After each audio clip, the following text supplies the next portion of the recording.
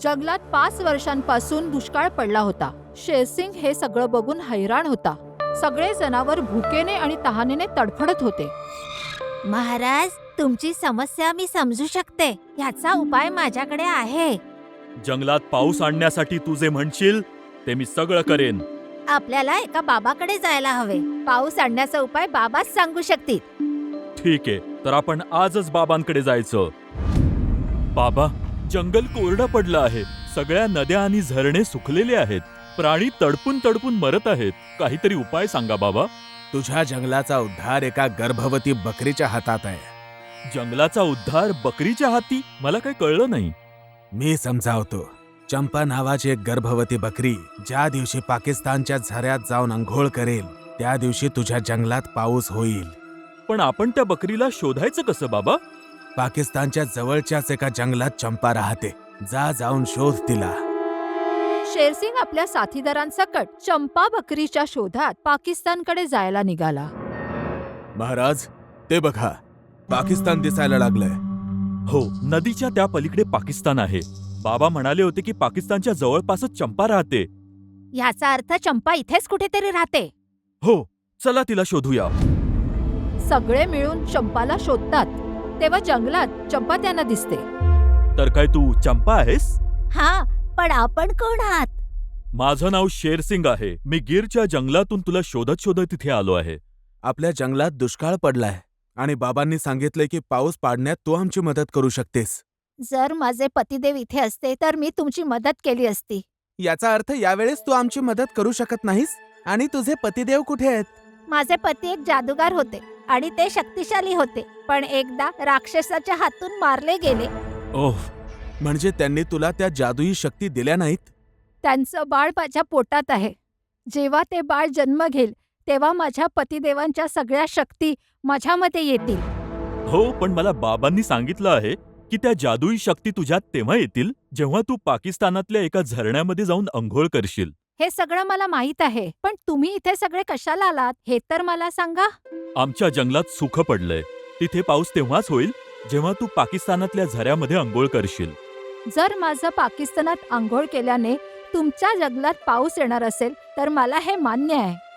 हां, याने आमचा त्रासही दूर होऊन जाईल आणि तुला जादुई शक्ती पण मिळतील. ठीक आहे, मग उद्या आपण पाकिस्तानात जाण्यासाठी निघूया. हे ऐकून सगळे प्राणी खुश होतात. प्रवासाची तयारी करा. उद्या आपण सगळे पाकिस्तानला रवाना होणार आहोत. दुसऱ्या दिवशी शेरसिंग चंपा आणि बाकीच्या प्राण्यांना घेऊन पाकिस्तानाच्या जंगलात जाण्यासाठी रवाना होतात. काही वेळ चालून झाल्यानंतर ते नदीजवळ पोचतात. जसा शेरसिंग पाण्यात प्रवेश करायला जातो तेव्हा नदीतून एक दैत्य प्रकट होतो.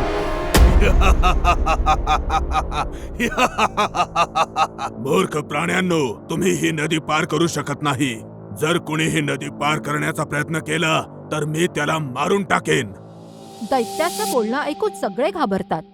पण त्याच वेळी चंपा सांगते, हे दैत्यराज, कदाचित तुम्ही मला ओळखलं नाही. मी जादूगार मंगलची पत्नी आहे. काय, तू जादूगर मंगलची पत्नी आहेस का? हा दैत्यराज, पण तुला पाकिस्तान मध्ये का जायचंय? पाकिस्तानाच्या एका झऱ्यात आंघोळ करून माझ्या पोटात वाढणाऱ्या जादूगराच्या बाळाला जादुई शक्ती मिळतील. आणि माझ्या जंगलात पाऊस सुरू होईल. आमचं जंगल कितीतरी वर्षांपासून सुख्याच्या विळख्यात आहे. तुम्ही सगळे चांगल्या कामासाठी जात आहात म्हणून मी तुम्हाला थांबवणार नाही. जा. चंपा बरोबर सगळे प्राणी नदी पार करायला लागतात आणि थोड्याच वेळात सगळेजण पाकिस्तानाच्या जंगलात प्रवेश करतात. हे बघा, आपण सगळे पाकिस्तानाच्या जंगलात आलो आहोत. त्यामुळे आपल्याला सतर्क राहावं लागेल. हा, आणि लवकरात लवकर आपल्याला त्या झऱ्याजवळ जायचंय ज्यात आंघोळ करून मला शक्ती मिळवायची आहे आणि तुमच्या जंगलात पाऊस आणायचंय. तिथे पाकिस्तानच्या जंगलातला राजा शेरखान पण चिंतित होता. महाराज, गेल्या 5 वर्षांपासून आपल्या जंगलात पाऊस झाला नाहीये. त्यामुळे जनावरं तडफडून मरतायत. अखेरीस कधीपर्यंत आपले सोबती उपाशी मरत राहतील? इन्शाअल्लाह, खूप लवकर आपल्याला यातून एक मार्ग मिळेल. तेव्हा अचानक एक बाज पक्षी उडत तिथे येऊन सांगतो, सगळे सावधान व्हा. मी भारताच्या प्राण्यांना आपल्या हद्दीत शिरताना पाहिलंय. काय त्यांच्यासोबत एक बकरी पण आहे? होय महाराज. मी त्यांचीच वाट पाहत होतो. बाज पक्षाचं बोलणं ऐकून शेरखानला आश्चर्य वाटलं नाही, तर जोर जोरात हसायला लागला. हे बघून लांडगा विचारू लागला, माफ करा महाराज, तुम्ही त्यांचीच वाट बघत होता? मला काही कळलं नाही. मी समजावतो. मला एका फकीर बाबांनी सांगितलं होतं, बाबा माझ्या जंगलात कित्येक वर्षांपासून पाऊसच नाही पडलाय. पाऊस आणण्यासाठी काहीतरी उपाय सांगा. तुझ्या जंगलात पाऊस पाडण्याचा एक उपाय आहे, तो तू करू शकशील का? माझ्या शहरासाठी मी काहीही करू शकतो बाबा. ठीक आहे, मग ऐक. भारताच्या जंगलामध्ये जादूगर मंगलची बायको गर्भवती आहे. काहीही करून तू तिला पाकिस्तानला बोलवून एका झऱ्यात अंघोळ करायला लावशील तर तुझ्या जंगलामध्ये भरपूर पाऊस होईल. ती बकरी स्वतःच्या मर्जीने नाही तर आपल्या मर्जीने येत आहे. आता तुम्ही लोक तेच करा जे मी तुम्हाला सांगेन. नंतर शेरखानने सगळ्यांना सांगितले की हिंदुस्थानाच्या जनावरांचं स्वागत करूया. महाराज, शत्रू देशाच्या प्राण्यांचं स्वागत का? हे स्वागत नाही तर षडयंत्र आहे. थोड्याच वेळात हिंदुस्तान आणि पाकिस्तानचे जनावर एकमेकांसमोर येतात आणि पाकिस्तानचे प्राणी त्यांचं मनापासून स्वागत करतात. आम्हाला विश्वासच नव्हता की तुम्ही आमचं मनापासून स्वागत कराल. तर सांगा मित्रांनो, तुम्ही पाकिस्तानात का आले आहात? आम्ही एका झऱ्याच्या शोधात आहोत ज्यात मला आंघोळ करायची आहे. चंपाच्या त्या झऱ्यामध्ये अंघोळ केल्याने आमच्या इथे पाऊस येणार आहे. अल्हम्दुलिल्लाह, अल्हम्दुलिल्लाह. चांगल्या गोष्टीसाठी विचारपूस. चला झरण्याजवळ जाऊ. नंतर शेरखान सगळ्यांना झऱ्याजवळ घेऊन जातो, जिथे चंपा आणि इतर प्राणी मनसोक्त आंघोळ करतात. झऱ्यात आंघोळ करून बकरीच्या अंगात जादूगराची शक्ती येते आणि जशी चंपा झऱ्यातनं बाहेर येते ती एका कोकराला जन्म देते. हे बघून बकरीपेक्षा शेरखानाला जास्त आनंद होतो. खूप आनंदाचा क्षण, आनंदाचा क्षण. अभिनंदन सगळ्यांचं. हे बघा, मला अमर बनवण्यासाठी पाकिस्तानाच्या धर्तीवर कोणीतरी जन्म घेतला आहे. शेरखानच्या तोंडून ही गोष्ट ऐकून सगळी जण आश्चर्यचकित होतात. तुम्हाला अमर बनवणारा जन्माला आलाय, ह्याचा काय अर्थ? मला फकीर बाबा म्हणाले होते की हिंदुस्थानातल्या त्या गर्भवती बकरीचं ताजं ताजं बाळ जर मी खाल्लं तर मी अमर होईन. पण मला तर फकीर बाबांनी हे सांगितलं होतं की चंपाचं पाकिस्तानातल्या झऱ्यामध्ये अंघोळ केल्याने आमच्या इथे पाऊस येईल. तुम्ही हिंदुस्थानातले लोक साधे भोळे असता. काय म्हणजे? तू पण त्याच बाबांकडे गेला होतास ना, जिथे तुला ही कोल्हेण घेऊन गेली होती? हा, तू सिंह असून सुद्धा खूप मूर्ख आहेस सिंहा. ह्या कोल्हेणीला मी विकत घेतलं होतं. ती माझ्या म्हणण्यावर साधूबाबांकडे तुला घेऊन गेली होती. तर याचा अर्थ तू काय गद्दार आहेस कोल्हेणे? माफ करा महाराज, पण शेरखान राजा झाल्यानंतर तर ते मला जंगलाचा मंत्री बनवणार आहेत. ते म्हणतात ना, प्रेमात आणि युद्धात सगळं माफ असतं. आणि तो साधू? तो साधू ही मी पाठवलेला फकीर बाबा होता. पण तू हे असं का केलंस? अमर होण्यासाठी. तुझ्या बाळाला खाल्ल्यानेच मी अमर होणार आहे. जसा शेरखान कोकराला खायला पुढे होतो तेव्हा तिथे साधू महाराज प्रकट होतात. तिथेच थांब शेरखान, गोष्टीमध्ये ट्विस्ट अजून बाकी आहे. बाबांना तिथे बघून हिंदुस्थानी प्राण्यांमध्ये आनंद निर्माण होतो. खरं तर तू पाठवलेला फकीर वेश बदलून तिकडे आला होता, पण मी त्याला ओळखलं होतं. मग मी आणि बाबांनी मिळून त्याला बंदी बनवून त्याला कैद केलं. तर तुला आमच्या या षडयंत्राबद्दल आधीपासूनच माहित होतं? हो कोल्हेणे, मी राजा आहे. ह्या संपूर्ण जंगलावर लक्ष ठेवतो, तर काय तुझ्यावर लक्ष नाही ठेवू शकत? नंतर साधूबाबाने रहस्य उघडून शेरखानला सांगितलं, खरं तर या झऱ्यात अंघोळ केल्याने आमच्या जंगलात पाऊस होणार होता. आणि आंघोळ केल्यानंतर माझ्या अंगात माझ्या जादूगार पतीच्या सगळ्या शक्ती येणार होत्या आणि आता त्या आल्या आहेत. म्हणून आता तू या शक्तीमुळे चंपा किंवा तिच्या कोकराला स्पर्शही करू शकत नाहीस. माझ्या शहरात येऊन तू मलाच चॅलेंज देतोयस? आम्ही हिंदुस्थानी जिथे कुठे जातो अखड तर तीच असते. मला अमर होण्यापासून कोणीही नाही थांबू शकत. मी आताच या कोकराला खाऊन टाकतो. जसा शेरखान कोकराला खायला पुढे होतो, चंपा आपल्या शक्तीच्या जोरावर शेरखानला भिडते. शेरखानचा हिशेब तर झाला महाराज, पण या गद्दार कोल्हेणीचं काय करायचं? मला खूप भूक लागलीये. मी आता हिला खाऊन गद्दारीची शिक्षा देतो. दया करा महाराज, दया करा.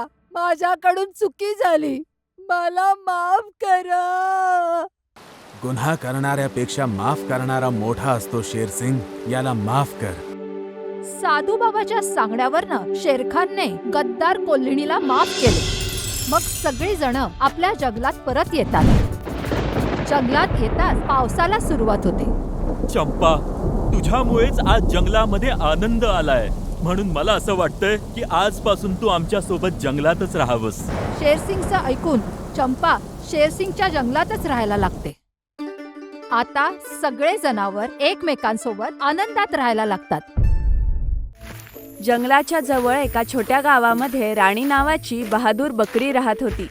राणीने गावातील अनेकांचा जीव वाचवला होता, म्हणून लोकांना ती खूप आवडायची. एके दिवशी राणी बकरी आजारी पडते. अहो ऐकता का, राणीची तब्येत बरी वाटत नाहीये. तुम्ही तिला डॉक्टरांकडे घेऊन जाता का? हो, मी आत्ताच तिला दवाखान्यात घेऊन जातो. नाही मालक, तुम्ही माझी काळजी करू नका. उद्या मी स्वतःच डॉक्टरांकडे जाईन. पण तुझी तब्येत बरी नाहीये राणी. तुम्ही सगळे मला बहादूर बकरी म्हणता ना, मग उद्या मी स्वतःच जाईल औषध घ्यायला. बस. दुसऱ्या दिवशी आजारी बकरी औषध घेण्यासाठी डॉक्टरांकडे एकटीच जात असते. मित्रांनो, तुम्ही लपा. आपण आजच या बकरीला आपला शिकार बनवूया. काळू कसाई आणि त्याची माणसं लपून बसतात आणि जसं ती बकरी त्यांच्या जवळ येते ते तिघे तिला घेरतात. मित्रांनो, पकडा हिला. का पकडतायत मला तुम्ही? तुमचं काय बिघडवलंय मी? मोठी धाडशी बकरी बनतेस ना तू. आता तुझं धाडस आमच्या समोर दाखव तरी. आणि जर तू धाडस दाखवलं नाहीस तर हा कालू कसाई तुझे छोटे छोटे तुकडे करून मटन मसाला, मटन बिर्याणी आणि मटन कोरमा बनवणाऱ्याला तुला विकून देईन. थांब, तुला माहितीये ना गावकऱ्यांचं माझ्यावर किती प्रेम आहे. जर त्यांना कळालं की तू मला मारलंयस तर ते तुला सोडणार नाहीत. मूर्ख बकरी, तुला मारलंय हे गाववाल्यांना कसं कळणार आहे? आजूबाजूला बघ, इथे तर कोणी गावकरी नाहीये. इथे आम्हीच फक्त आहोत जो तुझा खेळ खलास करू. तू मला कधीच मारू शकत नाही. मला मारणं तर दूरच राहिलं, तुम्ही मला पकडूही शकत नाही. असं आहे तर मित्रांनो, पकडा हिला. जसं कसाई तिला पकडायला जातात, बकरी तिथून पळायला लागते. ये ये कसाया, ये मला पकडून दाखव. कसाई आणि त्याची माणसं बकरीला पकडू शकत नाही, म्हणून चिडून ते बकरीच्या मागे जोरात धावतात. पण चुकून ते तिघे एका खड्ड्यात पडतात. कसायांना खड्ड्यात पडलेलं पाहून बकरी जोर जोरात हसायला लागते. काय कसाया, खड्ड्यात पडून मजा आली की नाही? माझी मजा घेतेस? मागे वळून बघ, तुझा मृत्यू उभा आहे. जसं बकरी मागे वळून बघते तेव्हा कसायाच्या इतर माणसांनी तिला घेरलेलं असतं. आईला, अजून गुंडे आले. अरे बकरी इथपर्यंत तरी जिवंत ठेवा. असे बोलून बकरी पुन्हा एकदा जीव वाचवण्यासाठी पळायला लागते. अरे मूर्खांनो, इथे उभ्या उभ्या त्या बकरीला धावताना काय पाहताय? तिच्या मागे जा. जर ती गावापर्यंत पोहोचली तर आपलं रहस्य सगळ्यांना सांगेल ती. जर आपला जीव वाचवायचा असेल तर जा आणि त्या बकरीचा जीव घ्या. काळू कसाईची माणसं पुन्हा एकदा बकरीचा पाठलाग करायला लागतात. आ! ती पडल्यामुळे जखमी झालीये. चल, तिला पकडूया. बकरी गुंडांना तिच्याकडे येत असलेलं पाहून पटकन उठून पळायला लागते. तेव्हाच काळू कसाई आपल्या माणसांजवळ येऊन म्हणतो, जा, लवकर जाऊन तिला पकडा. चिंता करू नका उस्ताद, बकरी जखमी झालीये. आता ती जास्त दूर जाऊ शकत नाही. चला मित्रांनो. असे बोलून कसाई आणि त्याची माणसं बकरीच्या मागे धावतात. गाव खूप दूर होतं, म्हणून बकरी तिचा जीव वाचवण्यासाठी जंगलाकडे पळते. हे बघून कसाई म्हणतो, ही तर जंगलाकडे चाललीये. अगं थांब, तिकडची जनावरं तुला जिवंत सोडणार नाहीत. उस्ताद, आता काय करायचं? ती तर जंगलात गेली. आता आपण नाही पकडू शकत तिला. हरकत नाही, ही नाही तर आपण दुसऱ्या बकरीला आपलं शिकार बनवूया. चला. असे बोलून कसाई आणि त्याची माणसं तिथून निघून जातात. संध्याकाळपर्यंत बकरी न परतल्याने सगळ्यांना काळजी वाटते. बकरीला एकटीलाच डॉक्टरकडे पाठवायला नको होतं. सकाळची संध्याकाळ झाली तरी पण बकरी अजून परत नाही आली. माझा जीव घाबरा होतोय. तिला काही झालेलं नसेल ना? तुम्ही दोघं काळजी करू नका. ती बहादूर बकरी आहे. थोड्याच वेळात अगदी नीट घरी येईल ती. आणि जर ती नाही आली तर आम्ही तिला घेऊन येऊ शोधून. गावकऱ्यांची काळजी बघून कसाई मनातल्या मनात विचार करतो. आता ती बकरी तुम्हाला कधीच नाही मिळणार. आता तर त्या जंगली जनावरांनी तिला खाऊन टाकलेलं असेल. बकरी परत येण्याची आशा असलेले गावकरी तिची वाट बघत होते. तेव्हा बकरी आपला जीव वाचवण्यासाठी भटकत भटकत एका नदीच्या किनारी येते. मला खूप तहान लागलीये, थोडं पाणी पिते.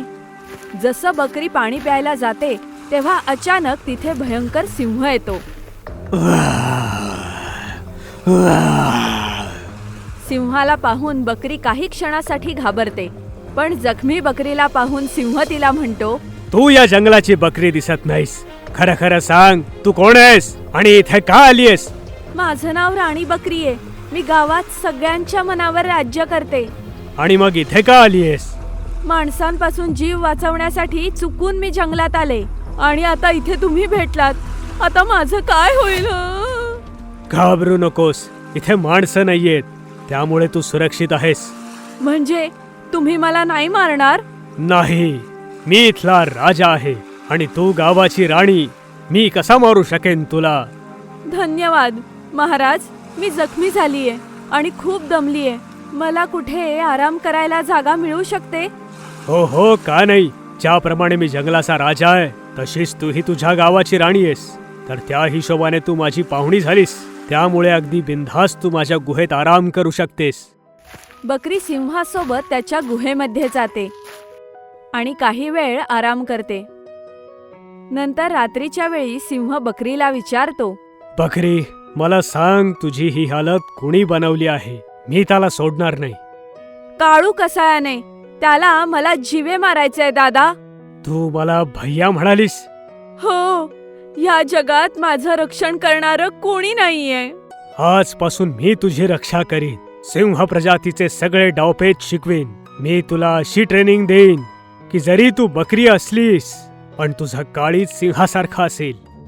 दुसऱ्याच दिवसापासून शेरसिंग बकरीला सिंहाचा ट्रेनिंग द्यायला सुरुवात करतो आणि काही दिवसातच बकरी सिंहासारखी भयंकर होते.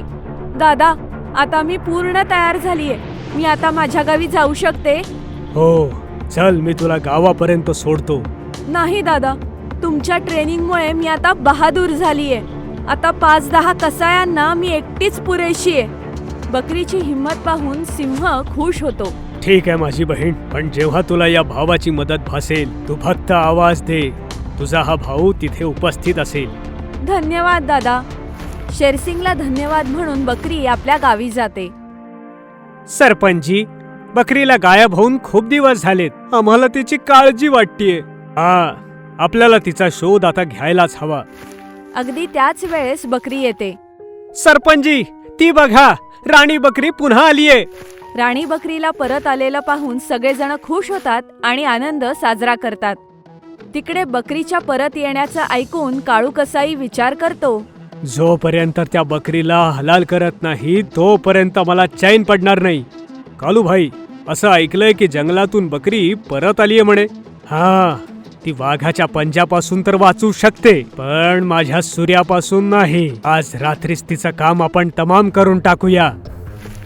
रात्रीच्या वेळी काळू कसाई आपल्या माणसांसोबत लपून रवीच्या घरी जातो. मित्रांनो, बकरीला बांधून लवकर कसाईखान्यात घेऊन चला. तिघे मिळून राणी बकरीला बांधून कसाईखान्यात घेऊन जातात. उद्या सकाळ होतात सगळ्यात पहिल्यांदा या बकरीला कापूया, ठीक आहे? हो उस्ताद. मग बकरीला बांधून तिघे तिथून निघून जातात.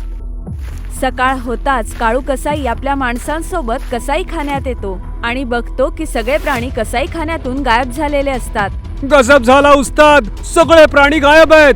असं कसं होऊ शकतं? बघा कुठे गेली ती बकरी. तेव्हा सिंहासारखी बकरी तिथे येते. तुला काय वाटलेलं? बकरी फ्लॉवर आहे? ही बकरी फ्लॉवर नाही, फायर आहे, आणि ते सुद्धा वाईल्ड फ्लॉवर. पुष्पा बघून आलीयस काय? हे फ्लॉवर आणि फायर फिल्म मध्ये असतं. रिअल मध्ये तर कसाईची सुरी आणि बकरीचं डोकं असतं. तुझ्या सुरीला तेवढी धार नाही की राणीची मान कापू शकेल. उस्ताद, खूप बोलतीये ही. चला आज हिचं 1 to 4 करूनच टाकूया. तिघे कसाई मिळून बकरीवर हल्ला करतात. राणी बकरीला सिंहाने ट्रेनिंग दिलं होतं, म्हणून ती सिंहासारखं लढून तिन्ही कसायांना जखमी करते. ही बकरी तर वाघासारखी लढते. आपण हिला हरवू नाही शकत. असं वाटतंय सगळ्या प्राण्यांना हिनेच सोडवलेलं आहे. हो, मीच सगळ्यांना सोडवून नेलंय. पण तू तर एक अतिशय साधी बकरी आहेस. तू कशी काय या सगळ्या प्राण्यांना सोडवते आहेस? मला सामान्य समजणाऱ्यांनो, ते बघा.